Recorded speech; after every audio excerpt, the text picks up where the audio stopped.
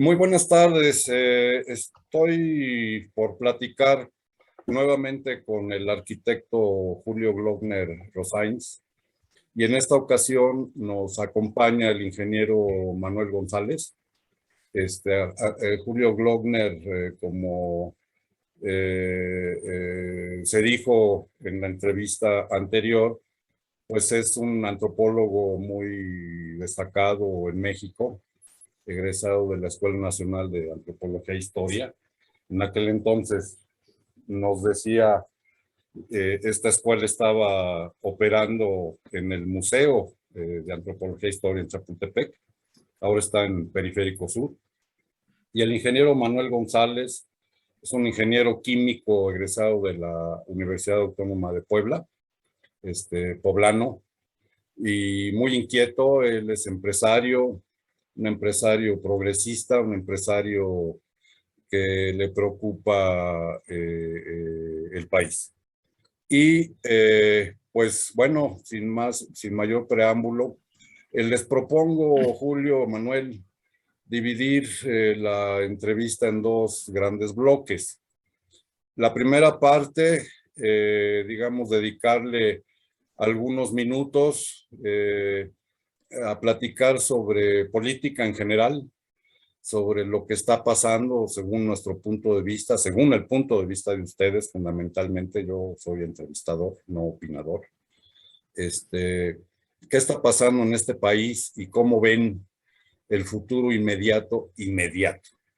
Y la segunda parte, a mí me interesa mucho el trabajo de antropología que has realizado, Julio, sobre todo en la parte de los cultos religiosos que se dan en las diversas comunidades del país. Si les parece, que procedamos así. Sí, muy bien, Carlos. Pues yo nada más para echar a andar la pelota en el aspecto político, Julio y Manuel, a reserva de que Manuel haga sus propias preguntas. Pues yo les pregunto a ustedes dos, entiendo que son simpatizantes de el actual gobierno. ¿Por qué son simpatizantes del actual gobierno? Julio. Mira, Carlos, bueno, yo vengo de una familia de izquierda. Sí. Digamos que en el ambiente de conversaciones en mi casa siempre fue un ambiente liberal, siempre con una sensibilidad social muy acentuada, tanto por parte de mis padres como de mis hermanos. Entonces, digamos que yo crecí en un ambiente liberal de izquierda en la familia. Y bueno, fue una frustración tras otra. Nunca he participado en un partido político, pero fue una frustración tras otra en los periodos electorales, al ver los fraudes que se llevaban a cabo, el dedazo, ver a esa momia de Fidel Velázquez eternamente encumbrado, manipulando, reprimiendo a los sindicatos oficiales, en fin, toda la estructura política, todo el motor político nacional echado a andar, siempre con un desaliento. Como joven, digamos a los 18 años que me tocó votar por primera vez, pues era casi un acto, una especie de ritual inútil ir a votar, porque no tenía ningún sentido. Ya sabías de antemano quién iba a ser el siguiente presidente. Entonces, a pesar de que Andrés Manuel, con Cuauhtémoc Cárdenas, con Porfirio Muñoz Ledo y con otros políticos muy connotados, provienen del PRI, digamos que es la parte más saludable que tuvo ese partido durante las últimas décadas. Digo saludable en el sentido de que esta corriente estaba nutrida de un nacionalismo revolucionario indispensable en México a partir del momento, del periodo en que se inicia esta política neoliberal tan perniciosa y tan perjudicial para nuestro país. Entonces me pareció pues muy atinado que Andrés Manuel lanzara su candidatura desde la primera ocasión a la presidencia, Fue una frustración más, fue el fraude que se le hizo a Cuauhtémoc Cárdenas en el 88, pero por suerte después, digamos que hubo una especie de desplazamiento de todas de esas fuerzas políticas que apoyaban al ingeniero Cárdenas hacia Andrés Manuel López Obrador. Y en este tercer intento creo que todos festejamos, todos quienes tenemos una sensibilidad social y una preocupación genuina por lo que sucede en el país, lo festejamos y lo seguimos festejando, porque me parece que ese golpe de timón que dio para encauzar el rumbo del país en otro sentido, que no es exclusivamente tenderle la alfombra roja a las transnacionales y a los archimillonarios del país, sino reencauzar los recursos públicos para atender las necesidades urgentes en un país tan desigual, con 50 o más millones de pobres, a los que se les ha dado, digamos, una especie de limosna institucionalizada en lugar de echar a andar proyectos productivos, en fin. Obviamente que la transformación que inicia López Obrador es un proceso y será un proceso muy largo, pero era indispensable ya apuntar en otra dirección, que el país se encaminara por otros rumbos, que no fuera esto que acabo de mencionar, atender exclusivamente a las élites, a las transnacionales, a los medios de comunicación poderosos, sino diversificar las políticas públicas y atender sobre todo a la población más necesitada. Muy bien. Derivado de todo lo que dijiste, tendré algunas preguntas. Manuel, te escucho. Bueno, yo creo que lo que acaba de decir Julio, yo coincido mucho en todo lo que él dice. También quisiera decir que yo no vengo tan de una corriente de izquierdista, pero sí creo que lo soy. Mi padre, un campesino, que emigra de su tierra por fallecer su padre desde muy niño, se enfrenta a una situación complicada y junto con mi madre salen adelante y somos 3 hermanos y nos dan educación y algo que me impresiona de mi padre, a pesar de no haber sido un hombre con una profesión, apenas si pudo terminar la primaria, pues era un hombre que le gustaba mucho leer y me recuerdo que leía mucho aspectos de la Revolución Mexicana, era muy apegado a la revista siempre cuando la revista era verdaderamente crítica, que tenía escritores muy interesantes leerlos. Entonces, se van también formando ciertos conceptos de la vida sobre eso, sobre la justicia, sobre los problemas sociales y la participación que uno debe tener. Yo realmente me convierto en un pequeño empresario, porque no puedo decir que soy un gran empresario, soy un pequeño empresario que quiso poner un granito de arena en este país. Es decir, yo me siento bendecido por todo lo que pueda uno pensar en la vida, me siento muy agradecido porque viniendo de una familia como tal, pude tener una educación y pude desarrollar una profesión correcta y respetuosamente dentro de mi ámbito profesional. Y eso me dio la posibilidad de generar una pequeña empresa que yo les decía a mis compañeros trabajadores, esta es una fuente de trabajo respetuosa más que nada para generar eso, fuentes de trabajo respetuosas en México. Y lo hicimos durante prácticamente 31 años. Ahora estoy en un proceso de retiro, pero me siento satisfecho. Y bueno, esto hace que, esto es una pequeña semblanza de lo que soy y por qué pienso como pienso, ¿no? Es decir, yo también coincido que durante muchos años, yo creo que a partir de Miguel de la Madrid empieza un cambio muy importante en México. Todavía probablemente los errores que comete López Portillo y Echeverría y Díaz Ordaz, pero todavía creo que en ese momento tenían un concepto más social, todavía había ciertos trabajos con López Portillo, independientemente de todos los errores que comete, pues impulsa mucho el desarrollo de la petroquímica, el petróleo, la industria del petróleo, y que finalmente, bueno, no le alcanza, comete graves errores, pero viene un cambio muy fuerte de política, incluso hasta en el tipo de gobernantes, ¿no? Gente que venía preparada de otro país, con otras características y obviamente con otros pensamientos, muy educada para lo que hizo a partir de ese proceso de Miguel de la Madrid, que lo consolida muy bien Salinas de Gortari, y a partir de ahí viene todo esto. Es claro que el país sufre cambios en su estilo de vida. Es claro que se hace una polarización mucho más fuerte en la economía del país desde mi punto de vista. La clase media empezamos, y digo empezamos porque me tocó y creo me considero de ellos, empezamos a disfrutar y no darnos cuenta que estábamos deteriorando al resto de la sociedad, hasta que pues finalmente viene esta situación tan crítica de crear tantos millones de gente en pobreza y en pobreza extrema, ¿no? Que sí son más de 50 millones, según lo que se tienen registros actualmente.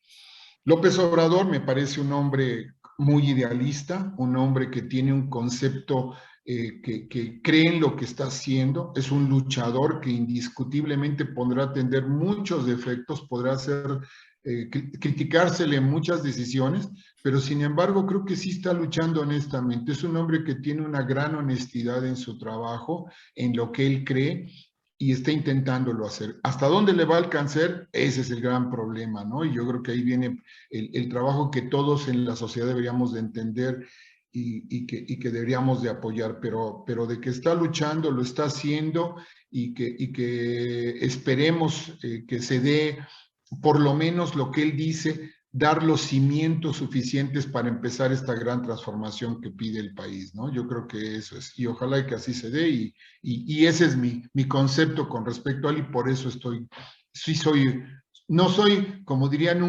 un fan, ¿no? Más bien soy un creyente en que esa es la necesidad que requiere el país para mejorar, ¿no? Muy bien. Julio, hablaste del tercer intento, efectivamente, para que finalmente el licenciado López Obrador llegara a la presidencia de la República. Estuvo el fraude del 2006, que muchos dicen que no fue fraude, incluyendo el organismo encargado de las elecciones, el famoso INE, antes IFE. Pero bueno, finalmente llega el 2018, julio de 2018, y López Obrador obtiene del orden de 30 millones de votos por el hartazgo a los malos gobiernos, efectivamente.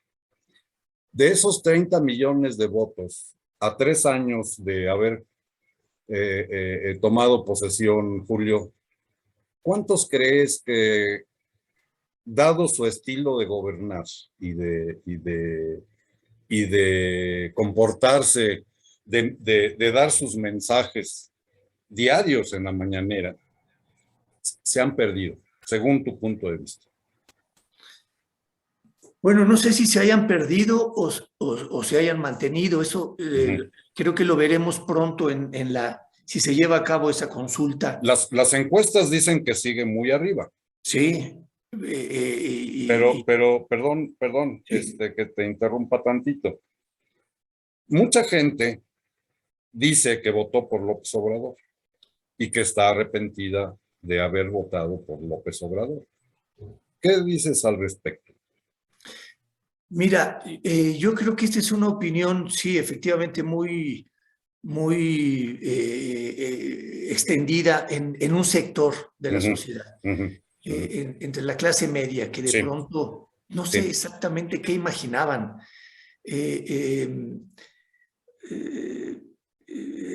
Sí, no sé de dónde viene, de qué está hecha esa decepción, porque desde luego no se trata de que se tuvieran privilegios de grupo o de una clase media que aspira siempre a enriquecerse, a tener un nivel de vida más elevado, en fin, desde luego que no era ese sector, ese gran sector de la sociedad, que es la clase media, a quien estaban dirigidas la política económica.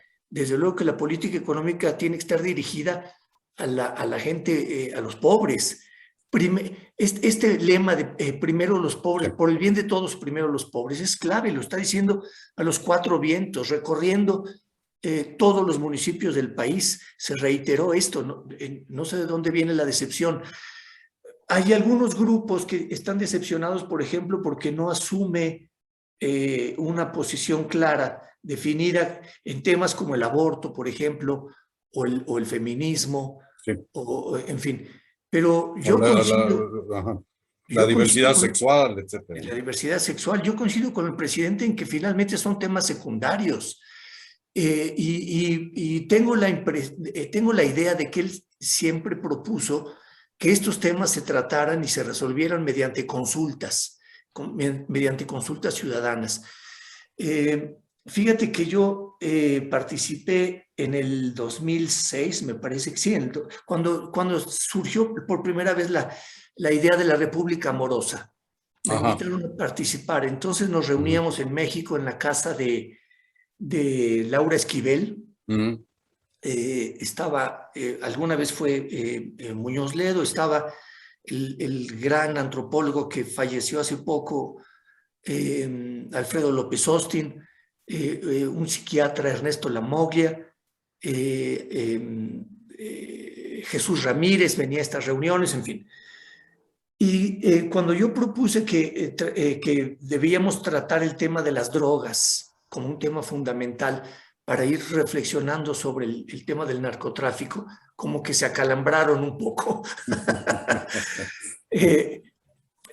Finalmente pude, con mucha paciencia, colocar el tema y lo incluimos en los programas, en unas jornadas de discusión que tuvimos justamente en la UNAM, este tema. Pero sabiendo que era un tema que no era prioritario, efectivamente, ¿no? O sea, no es que no sea prioritario el tema del narcotráfico, pero el tema de las drogas es un tema, digamos, que tiene muchas más aristas que el narcotráfico. Y sin embargo, no era un tema fundamental. No debía aparecer, ahora lo veo así, en la agenda de las prioridades nacionales.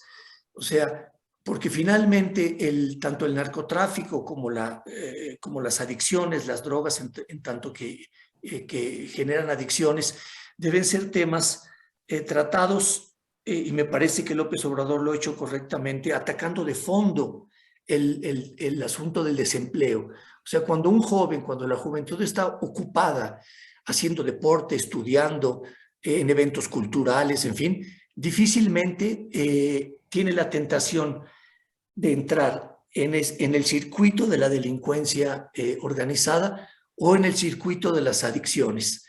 Es decir, entonces lo que pasa es que estos son procesos muy largos, claro, que llevan tiempo poderlos apreciar, que llevan tiempo hacerse notar, digamos, que la sociedad empiece a valorar estas políticas una vez que las ve, y es difícil verlas de inmediato.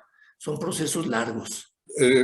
Antes de hacerle la pregunta específica a Manuel, te pregunto, Julio, dado que hablabas de ciertas molestias de ciertos sectores, sí, ¿por qué todo el mundo se pone el saco cuando Andrés Manuel dice una cosa? Es decir, por ejemplo, con los 31 científicos que están bajo la lupa actualmente, ¿por qué la gente dice todos los científicos están siendo atacados? O cuando se refiere a los empresarios, pero yo, que soy muy atento a lo que dice López Obrador, sé que no se está refiriendo a todos los empresarios. Así es. Y cuando él habla de aspiracionistas de la clase media, pues él no se está refiriendo a que sea inmoral o incorrecto que alguien de la clase media o de la clase que sea tenga aspiraciones a ir ascendiendo, a tener un mayor nivel de vida. Él lo que dice es que cuando las aspiraciones y para lograr esos propósitos te vas por el camino chueco, pues está mal. Pero repito, Julio, tú como antropólogo y estudiante, estudioso de estos fenómenos, ¿por qué la gente se pone el saco cuando el saco no va dirigido a ellos? Sí, mira, yo creo que es una interpretación mañosa la que se hace. Es una interpretación tramposa y es promovida principalmente por los medios de comunicación. Lo mismo, estoy de acuerdo contigo en lo que dices, lo mismo sucedió cuando habló de la UNAM. Ándale. Como si estuviera atacando a la UNAM, cuando en realidad se está refiriendo a una especie de pasividad, de consentimiento de la inteligencia universitaria, de algunos aspectos sociales en los que debería estar más comprometida. Pero porque creo, Carlos, que esto fue un fenómeno mundial, digamos, a partir del 68. Después del 68, hubo una preocupación en todo el mundo occidental por lo que iba a suceder con los estudiantes universitarios. Porque por un lado estuvo una corriente contracultural que fue el movimiento hippie, el movimiento beat que lo antecedió, en fin, pero por otro lado el movimiento estudiantil más politizado, demandando el saneamiento de las instituciones públicas, la democracia, no solamente la democracia política, sino la democracia social, que apuntaba a una distribución de la riqueza más equitativa, etcétera. Yo creo que los estados tuvieron una preocupación en ese sentido e introdujeron criterios empresariales en las universidades, sobre todo que tienen que ver con la competitividad, sí, y con la eficiencia, los premios a la eficiencia. Todas estas prácticas que se han implementado en las industrias, en los comercios, en fin, se introdujeron en las universidades mediante estímulos al desempeño académico, mediante el estímulo a una competitividad que quebró la colaboración entre colegas, y entonces fue prácticamente imposible actuar políticamente como colectividad universitaria, como comunidad universitaria. Cada quien empezó a ver los intereses personales o de grupo, y esto se pulverizó, se atomizó en una infinitud de individualidades. Se atomizó el interés y el análisis por lo social, y esto nos ató de manos a los universitarios para actuar colectivamente. Entonces, por ejemplo, te pongo como ejemplo esto que acabo de mencionar, pero lo mismo sucede con muchas otras actividades, con muchas otras declaraciones de Andrés Manuel, que son tomadas de una manera no textual, sino distorsionada, para entregarle al público, a las audiencias en televisión o en radio o en los periódicos, una distorsión de sus palabras. Bueno, lo chistoso, ya, y paso con Manuel González, lo chistoso es que pese a esta campaña, efectivamente que tergiversa las cosas, las manipula y a veces de plano miente, pese a eso, pues la popularidad del López Obrador no baja, ni Sí. modo. Manuel, dices que el López Obrador es un idealista. Sí, ciertamente él se imagina un país, lo mencionaba Julio, ¿no? Un país amoroso, donde hay abrazos, no balazos, etcétera. Pero ¿no te parece que López Obrador, dentro de su idealismo, es una gente muy práctica? Es decir, yo no veo a López Obrador, contrariamente a como lo pinta la prensa, y mucha gente se la cree. Yo no lo veo a López Obrador como un hombre revolucionario. Es decir, López Obrador sigue jugando las reglas del juego que mantienen a México llevándose bien con todo el mundo. Es decir, no ha habido expropiaciones, ciertamente sí les ha pegado a los grandes capitales haciéndolos pagar impuestos como debe ser, como Claro. tienen que pagar impuestos, pero no les ha expropiado sus empresas. Yo recuerdo cuando la campaña, y rápidamente ya termino para hacerte la pregunta, yo recuerdo cuando la campaña, Paco Ignacio Taibo II, cuando se ponían muy bravas la oposición, pues él sí es muy radical y él decía, pues las vamos a expropiar, ¿verdad? Y claro, López Obrador pues jamás iba a poner a Paco Ignacio Taibo a tomar una decisión de esos tamaños, ¿no? Por eso lo dejó allí en el Fondo de Cultura Económica, haciendo libros, que es su expertise. Pero insisto, Manuel, dentro de ese idealismo, Andrés Manuel sabe muy bien hasta dónde puede llegar. Sí, bueno, mira, yo quisiera comentar, bueno, cuando yo digo idealismo, a lo mejor no es correcta la palabra, yo digo es un hombre que tiene muy claro hacia dónde quiere ir, hacia dónde quisiera llevar al país. Es decir, tiene una ideal de la sociedad, del cambio que busca, pero indiscutiblemente que es un hombre muy pragmático, es un hombre muy realista.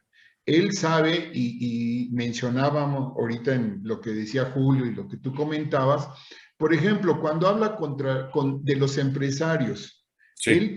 exactamente no se refiere a todos los empresarios, y para él está muy claro que el 75% del Producto Interno Bruto lo genera la iniciativa privada.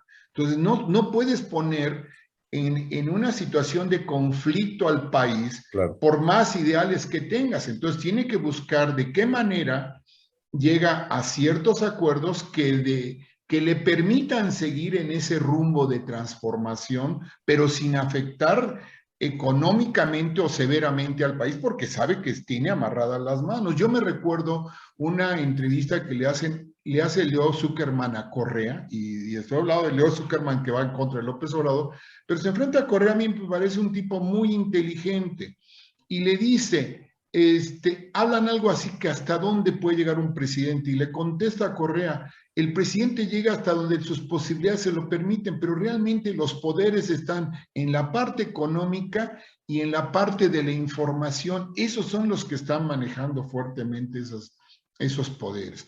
Entonces, contra eso está luchando López Obrador. Lo vivió Lula en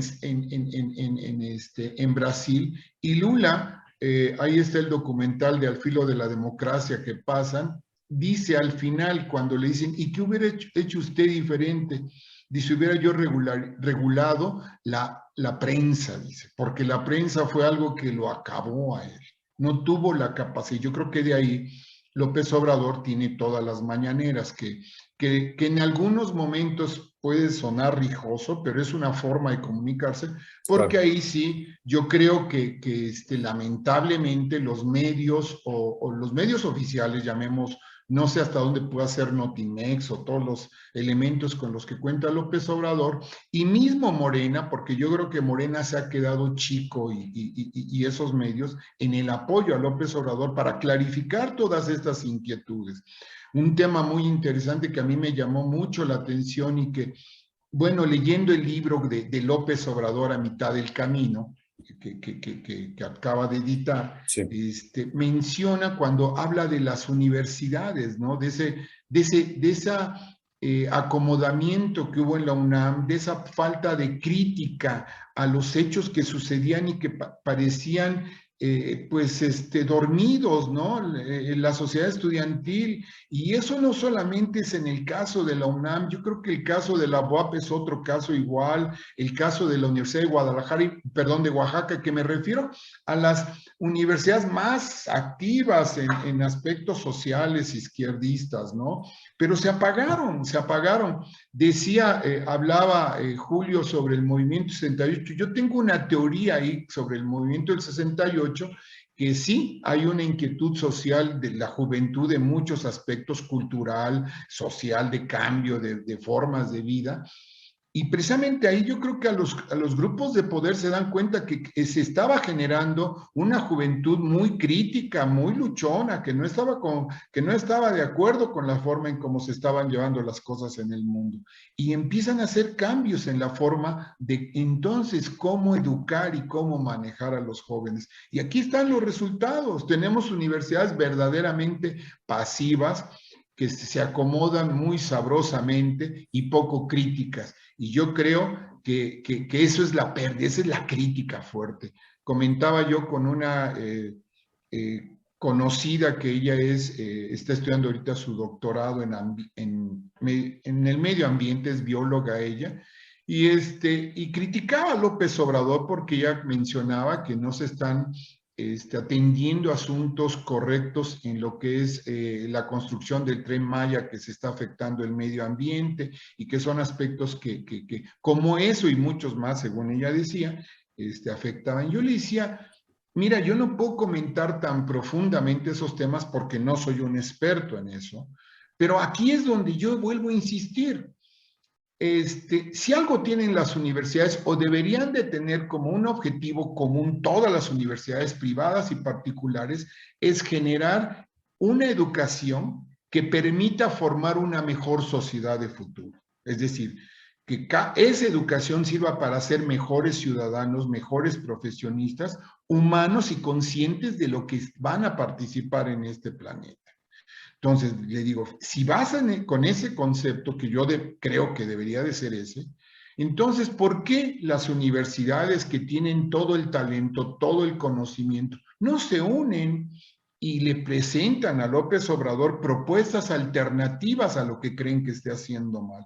Pero en forma constructiva, no que solamente se critica, se manipula, como decíamos en los medios de información, impresos, televisión y todos, pues obviamente manipulan la información y esa es la prensa que llega a cierto grupo de la sociedad que sigue pensando igual y lo sigue criticando. Entonces, hay un gran reto fuerte que tiene muchas formas de verse, ¿no? Pero que sí se requieren de cambios. Yo creo que las críticas han sido importantes, que lamentablemente creo que no ha habido esos medios a veces capaces de manejar esas expresiones. Y perdón que me extienda un poquitito, yo trato de escuchar a veces cosas como estas porque son libres, da pensamiento libre, se puede expresar lo que uno cree, pero digo, conocemos otros programas como el de los periodistas, por ejemplo, el de Julio Hernández, el astillero, sí, que son gente que critica, que habla, pero hay uno que me ha gustado escuchar porque es un poquito a veces más, no tan cargado a López Obrador, tampoco tan cargado, que Rubén Luengas en La Octava. Ah, sí. Y el otra vez escuchaba que le hacía una entrevista a Francisco Martín Moreno. Yo a Francisco Martín Moreno me encantó cuando hizo el libro de México Negro, me pareció muy interesante su libro, pero después de ahí, qué terrible, no sé qué le pasó a Francisco Martín Moreno porque se vendió. Pero en fin, acabo de hacer un libro en una crítica a López Obrador, parece ser muy, muy fuerte, y le preguntaba algunas cosas Rubén Luengas, y me llamó mucho la atención que Rubén no le haya, pues, como dicho, oye, pero lo que estás diciendo no tiene bases, ¿no? O sea, estaba hablando de, por ejemplo, la gran problemática de la pandemia y le pregunta, bueno, ¿y quién te dijo esto, no? No, pues los exsecretarios de salud. Pues sí, pues los secretarios de salud están en contra del sistema porque les quitaron todos sus cotos de beneficios, de poder y de cosas de eso. Entonces, ese tipo de cosas son las que yo creo que uno tiene que luchar, y que es muy difícil porque la verdad es que a los que creemos en López Obrador difícilmente nos van a cambiar de creer que va bien. Y a los que no están a favor de López Obrador también está muy difícil cambiarlos de su forma de pensar. Entonces, pues ahí seguimos en esta polarización del país, pero yo creo que hace mucho bien este tipo de comentarios, de intercambio de puntos de vista, ¿no? Yo diría, les propondría para que no, quienes nos vayan a hacer favor de ver y escuchar, pues que no piensen que somos focas que aplaudimos ¿No? Irracionalmente al gobierno de López Obrador, al menos yo no, porque parte de la manipulación de estas cosas es que quienes no están de acuerdo con López Obrador y su gobierno, nos tildan a quienes simpatizamos como gentes que aplauden todo. Creo yo que hay claroscuros en este gobierno y a mí sí me gustaría que dedicáramos unos minutitos a lo que no nos gusta. Yo diré por mi parte que a mí no me gusta su gabinete 100%. Creo yo que hay gente que no le hace bien a este proceso, pero pues ahora sí que López Obrador sabrá por qué los tiene, ¿verdad? Julio, ¿qué piensas? ¿Qué no te gusta de este gobierno? Mira, bueno, me gustaría saber en quiénes piensas, Carlos, Ah, cuando bueno, dices, no, por ejemplo, puedo hacer una sí, lista, por supuesto. sí, Hoy, algo muy trivial. Hoy justo escribí algo muy breve en mi muro de Facebook, sí. en donde hay una sección los miércoles que para mí me parece muy delicada, que es este famoso ¿quién es quién en las mentiras de la semana? ¿Qué es lo que no les gusta de este gobierno? Yo en lo particular no me gustan el gabinete legal y ampliado en su totalidad. Puedo señalar algunas personas en lo específico que a mí no me satisfacen. Ejemplo, quien conduce una sección muy delicada desde mi punto de vista, que es la de los miércoles, que se llama ¿Quién es quién en las mentiras de la semana? Para mí, la señora Vilchis, Gutiérrez Vilchis creo que se llama, para mi gusto deja mucho que desear. Por supuesto, hay otros personajes dentro del gabinete que no tienen precisamente un currículum vitae muy tipo transformación. Pero en fin, los escucho, Julio y Manuel. ¿Qué no les Sí, gusta de este gobierno? sí, Carlos, mira, no es tanto un asunto de gustos o no gustos.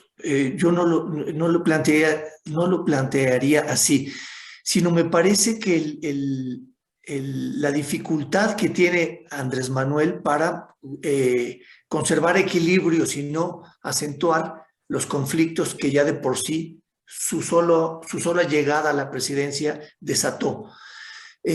Mira, yo estoy en un grupo en la demanda colectiva contra Monsanto. En este grupo ha habido muchos reproches y quejas muy justificados, algunos contra Villalobos, contra el secretario de Agricultura o de la Reforma Agraria, no recuerdo Sí, exactamente qué secretaria es. sí. Eh, eh, se, digamos, yo creo que se me nota poca atención a la vida política cultural, porque la verdad me he desentendido mucho, como que he confiado en que las cosas van bien, en fin. Pero bueno, vuelvo al tema. En este grupo hay muchas quejas de este señor Villalobos porque atendió de manteles largos a las transnacionales, le dio luz verde a la entrada del maíz transgénico en México, en fin. Justamente por eso, o sea, fue un apologista de las cualidades del maíz transgénico y alguien que respaldaba la introducción de esta semilla en México.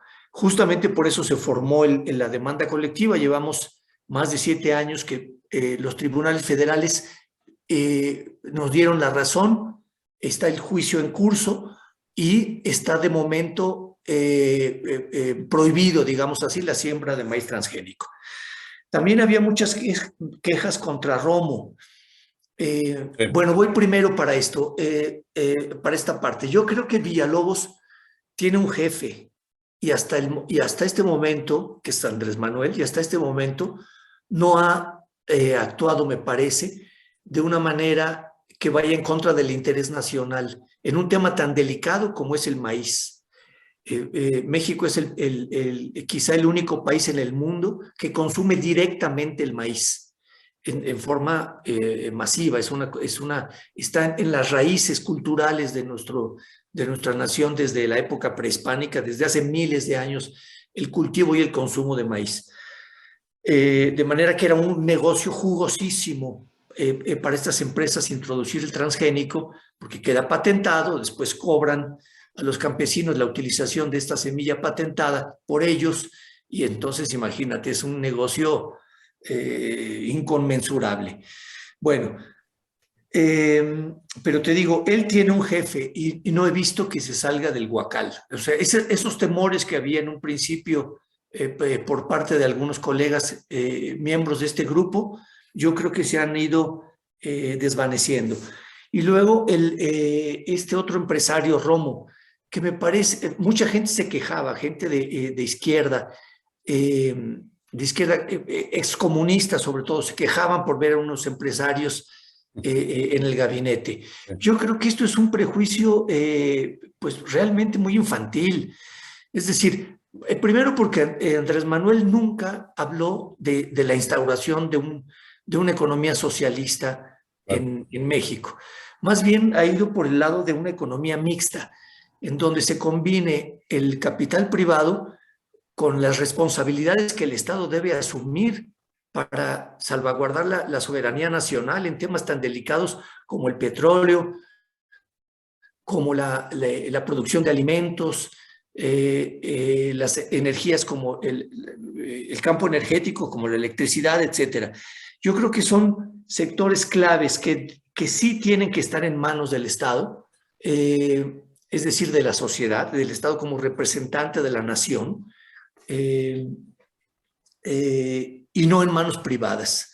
De ahí el gusto que tuvimos millones de mexicanos, porque yo me sumo a estoy en esos 30 millones de mexicanos que lo apoyamos, justamente por esa política nacionalista que le hacía falta al país. Ahora, algo que no me gusta, digamos, es ese nacionalismo llevado a la cultura. Yo veo un poco un exceso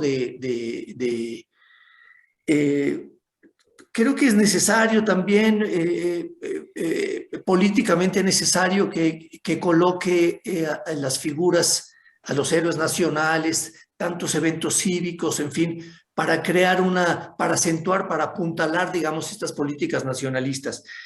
Pero en cultura creo que empobrece la cultura si te atienes exclusivamente a los valores nacionales y a los valores patrios, ¿no? Aprecio mucho, por ejemplo, el trabajo que ha hecho Paco Ignacio Taibo con este libro de Patria, el documental que está circulando por Netflix, por ejemplo. Es muy importante divulgar la historia como él lo hace. Siempre los novelistas, los escritores talentosos que han hecho este trabajo de divulgación lo hacen muy bien porque llegan a un gran público. Lo mismo hizo José Agustín con su tragicomedia mexicana, por ejemplo.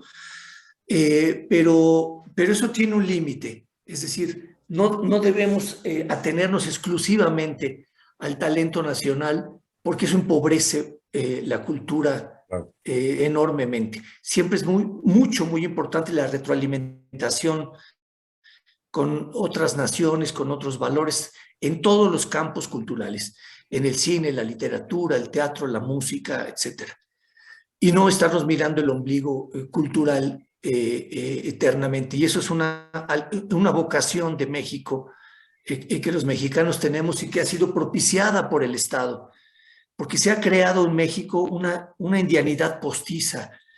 Es decir, hemos folclorizado la cultura, de manera que esto tradicionalmente, y eso es algo que veo como un defecto que tiene la política de Andrés Manuel, no directamente de él, pero hay demasiada autocomplacencia en los valores nacionales y en la creatividad nacional, y esto te lleva a desatender otros campos de otros países y de otras culturas. Manuel. Bueno,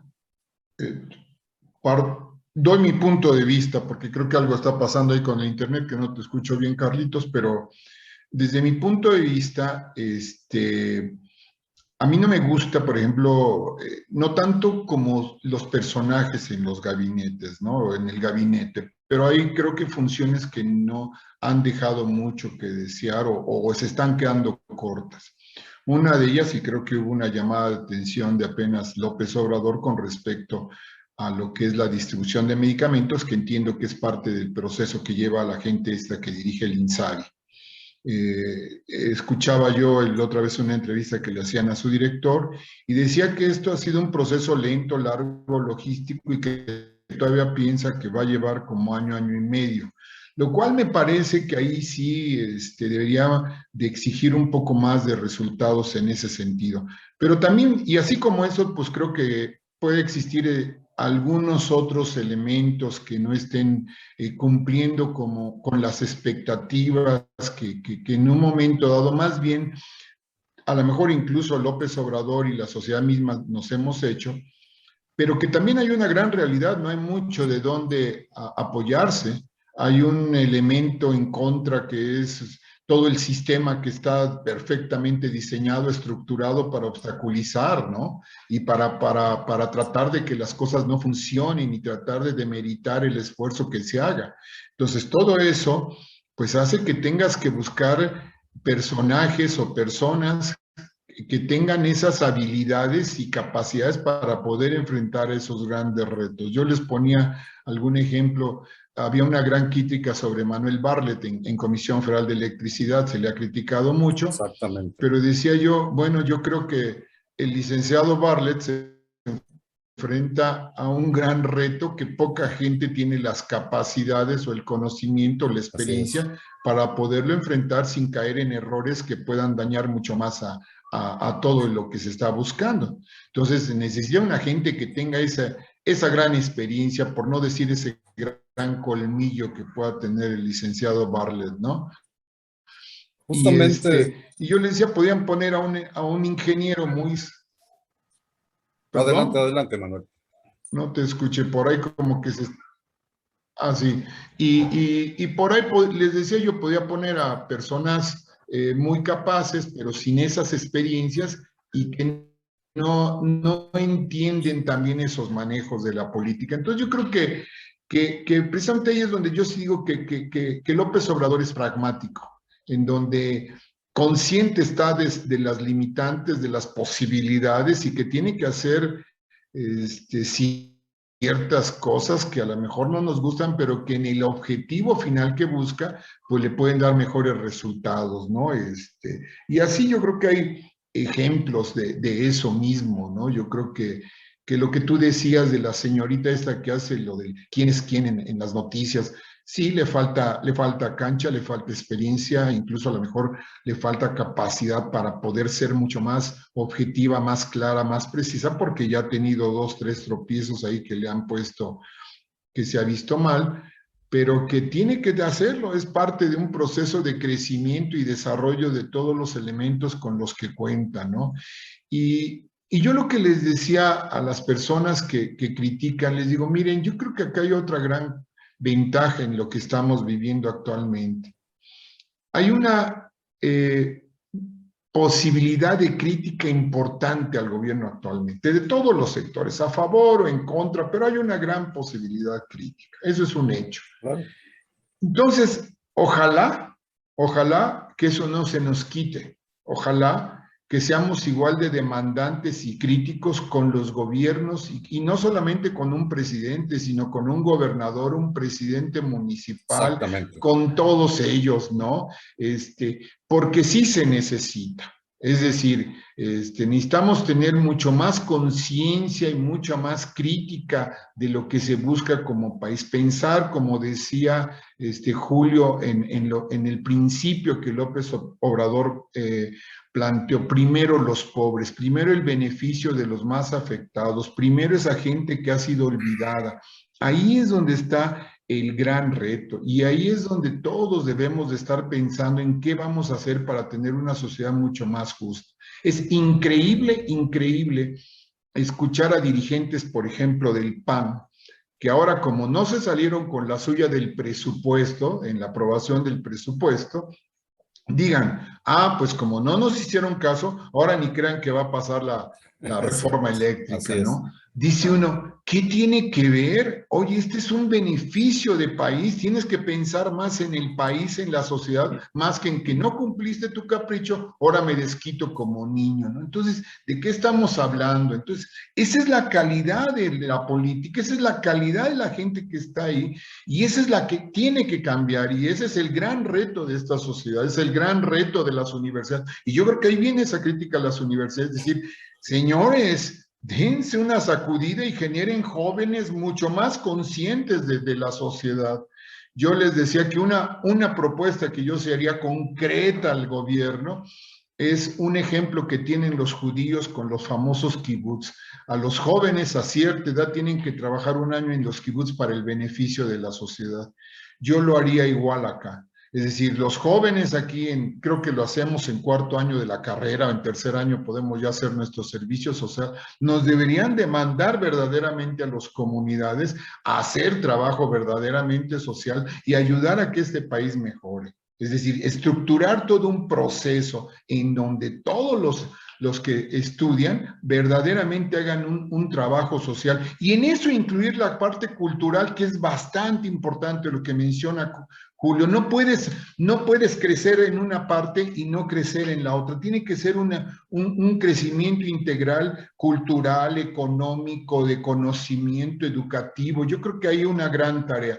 Algo que no mencioné y que me impresionó mucho leer un poco de tu padre y lo que tú mencionabas, Julio, es que él fue de los maestros que cuando crearon la primera, creo que secundaria, Venustiano Carranza, dijiste acá en Puebla, se hizo una labor gratuita de dar clases en forma gratuita para mejorar la educación. Es decir, ese es el tipo de gentes que necesitamos, ¿no? Ese es el tipo de labor que necesitamos. Jóvenes que se vayan a las poblaciones a educar, jóvenes que verdaderamente hagan cosas importantes para crecer la cultura, la educación en la sociedad. Yo creo que ese es el camino, ¿no? Y yo creo que en eso sí tenemos que participar todos. Y más que criticar, hay que proponer, hay que dar opciones de qué se debe de hacer para mejorar esto. Yo si me permiten, porque me estás dando pie a entrar al segundo bloque. Mencionaste a los kibbutz. Yo mencionaré más o menos en ese orden de ideas tuyo, Manuel, alguna institución que Julio Glockner conoce muy bien, al Instituto Nacional Indigenista, ahora Instituto Nacional de los Pueblos Indígenas. Yo creo, así estoy convencido que hablando del servicio público, cualquier servidor público debería, antes de ser contratado en una oficina, debería estar trabajando un rato en el Instituto Nacional de los Pueblos Indígenas, porque creo yo que es la única forma. Claro, hay otras áreas, pero fundamentalmente en el entonces INI, ahora INPI, conoces realmente un México que de otra forma se te escapa.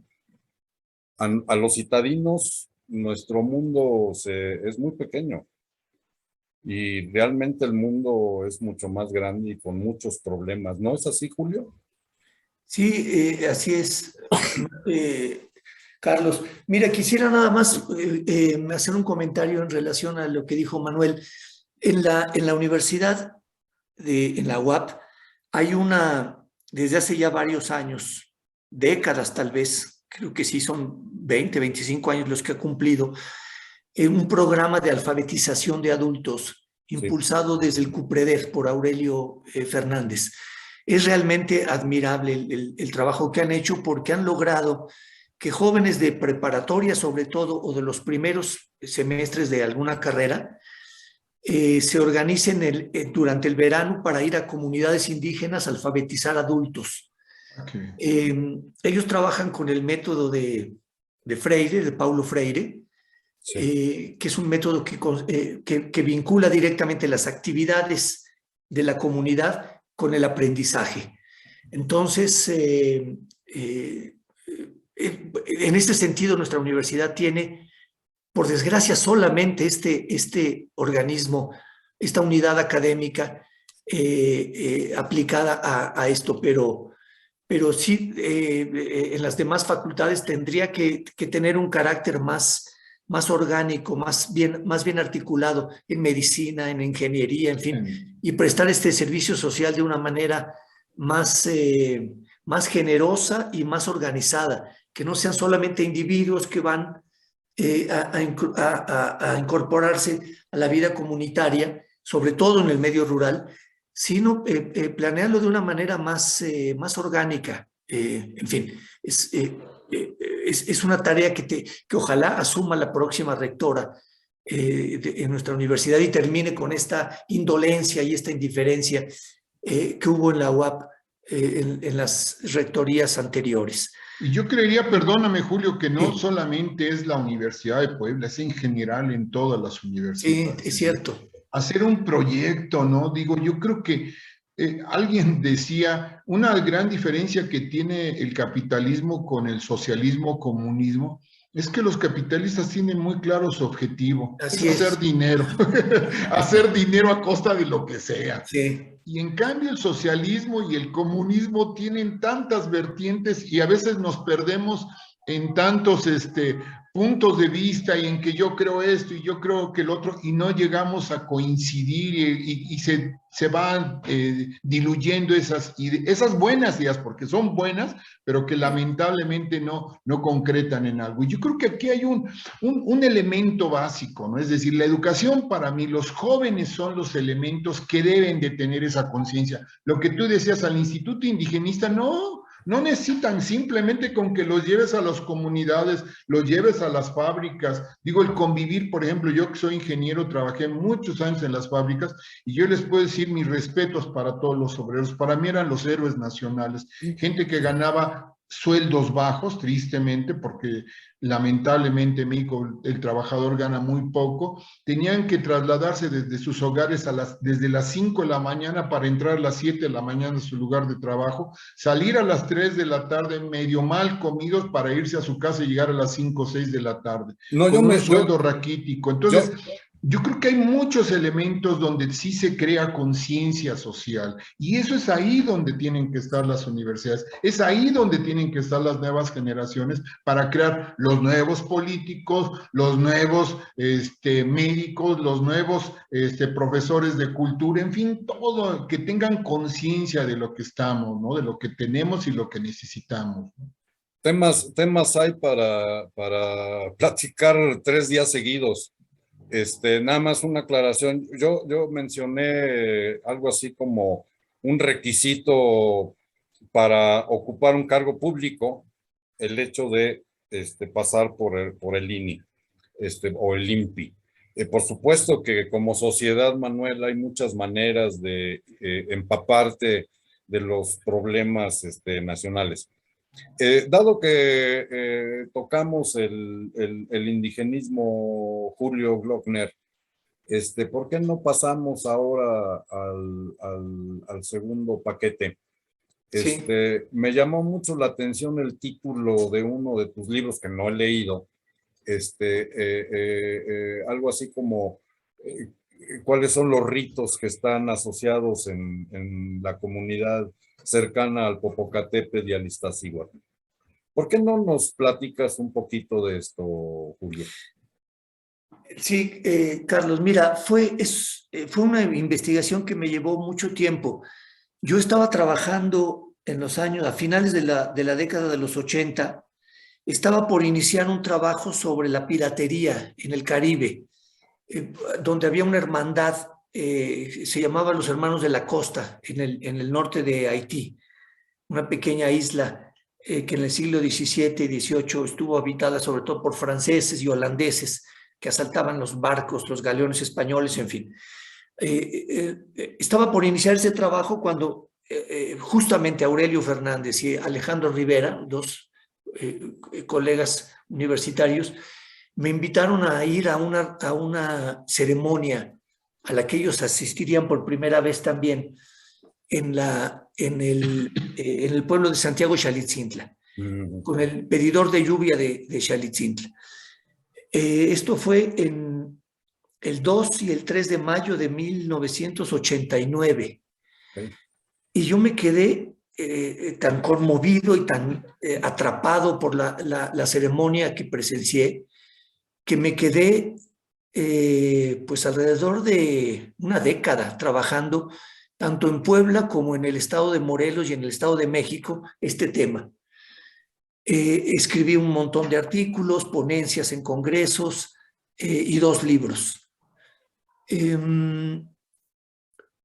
Porque descubrí, para mí principalmente, pero después traté de, con un lenguaje accesible al gran público, descubrir para otros la importancia de los rituales que se llevan a cabo en la zona de los volcanes, que desde luego no son exclusivas de esta zona. Medidores de lluvia están por todo México, pero lo que es muy interesante en este caso es que están rodeados por un cinturón urbano,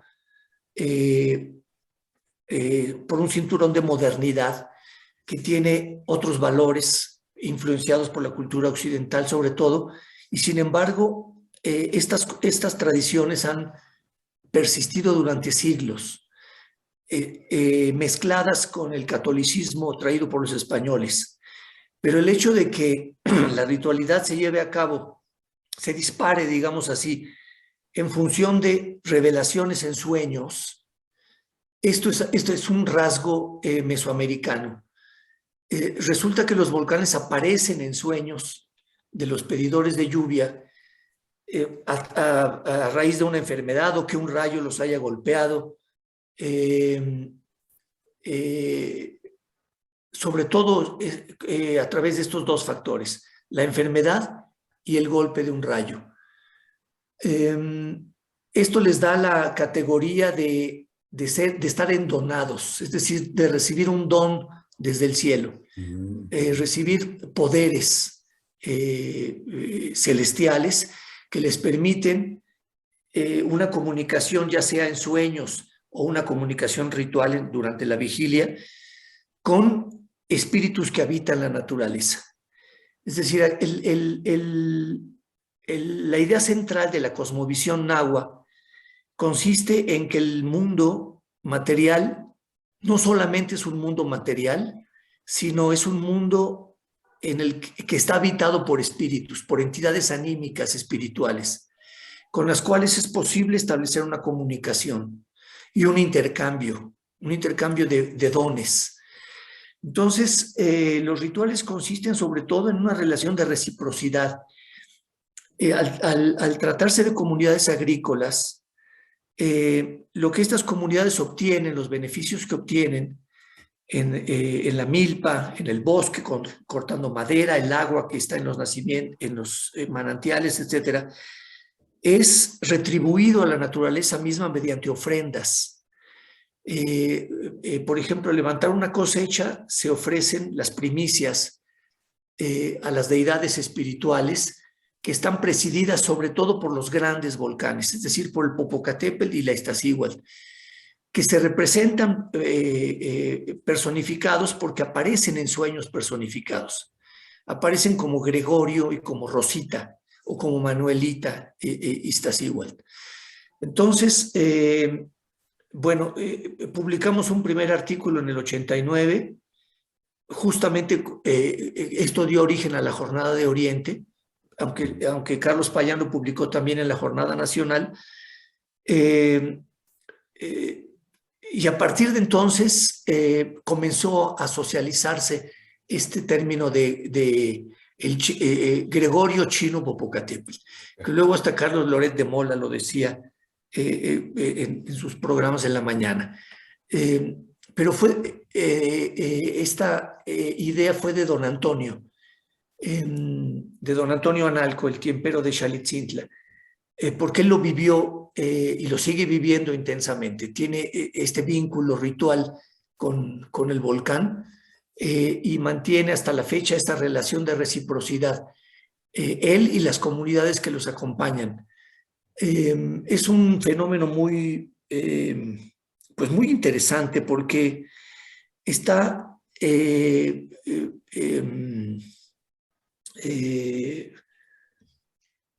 colocado, digamos, está reactivando mitos muy antiguos, renovando, poniendo al día mitos muy antiguos en las historias que uno puede escuchar en estos pueblos. Tú puedes encontrar en Sahagún o en Mendieta o en cronistas del siglo XVI y XVII muchas referencias históricas a lo que sucede actualmente en estas comunidades.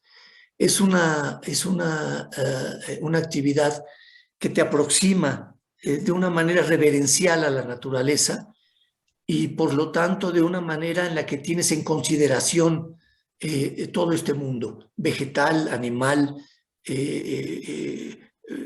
productivo en el caso de las milpas, en fin. Me avisa Zoom que tenemos poco menos de 10 minutos. Okay. Este ritual... Perdón, Carlos. Sí, perdón. Manuel, adelante. Yo me tengo que disculpar, tengo que retirarme, tengo un compromiso.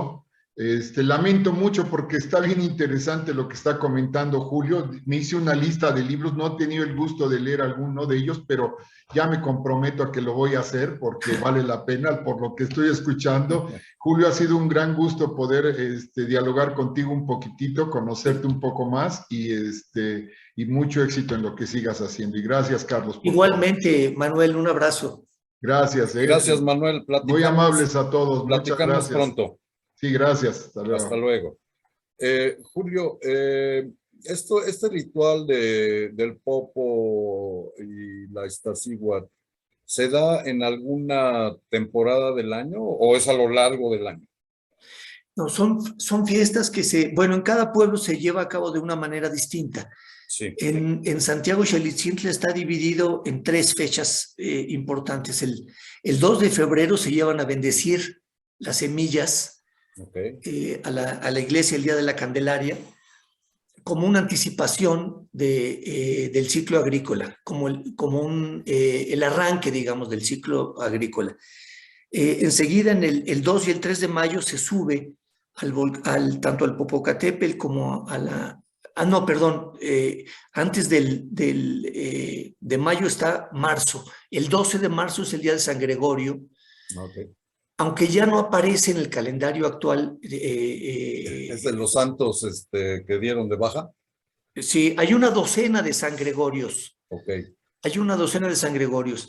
El más cercano es, supongo yo, no es más que especulación, porque los campesinos aquí no tienen ya, no hay ni siquiera en sus altares familiares imágenes de San Gregorio, okay. San Gregorio Magno, que es el que yo creo que está más vinculado con la idea de Gregorio Popocatépetl. Entonces se le festeja su cumpleaños el 12 de marzo, se le llevan flores, comida, bebida, danzas, se sahuman las cruces que están en un lugar que se llama El Ombligo, que está a unos 4.500 metros de altura más o menos. Sí. Enseguida el 2 y el 3 de mayo se sube al Popocatépetl y a la Iztaccíhuatl a pedir ya la lluvia propiamente, porque ya los campos están sembrados, se siembran en abril generalmente o a principios de mayo, y después se hace otra ceremonia solamente en la Iztaccíhuatl en agosto, el día de Santa Rosa de Lima, por eso se llama Rosita Iztaccíhuatl, por esta santa peruana, Santa Rosa de Lima. Ok. Y finalmente en noviembre se lleva a cabo un ritual de agradecimiento. Entonces son estas fechas las que en Puebla se llevan a cabo. Pero hay otras costumbres en otros lugares. En Morelos, por ejemplo, se tiene una docena de cerros que hay que atender. Hay una congregación allí cerca de Tetela del Volcán, en un pueblo que se llama Metepec, donde tienen que atender 12 cerros, 12 calvarios les llaman ellos. Es un trabajo ritual muy intenso porque además es muy prolongado. Se sale desde muy temprano, desde la madrugada, para llegar a estos lugares, y los rituales duran por alrededor de 8 horas. Alrededor de 8 horas, en donde se colocan ofrendas, se hacen peticiones, oraciones para que los espíritus desciendan a tomar las esencias de los alimentos que se les ofrecen, en fin. Muy bien, Julio, pues podemos platicar mucho y lo haremos si tú lo permites posteriormente. Te agradezco mucho, Julio, tu tiempo. Ahora le dedicamos casi 2 horas y podemos dedicarles más. Se nos pasó la mano un poco. No, pues bueno, yo creo que quienes nos vayan a ver tan pronto suba el video en YouTube, van a quedarse picados, igual que yo. Hasta muy pronto, Julio, y te agradezco mucho tu tiempo y tus palabras, que son toda una lección para todo el mundo. Muchas gracias a ti, Carlos. Te mando un abrazo y estamos en contacto. Es un gusto platicar contigo también, Carlos. Que estés muy bien. Hasta luego. Gracias, buenas tardes.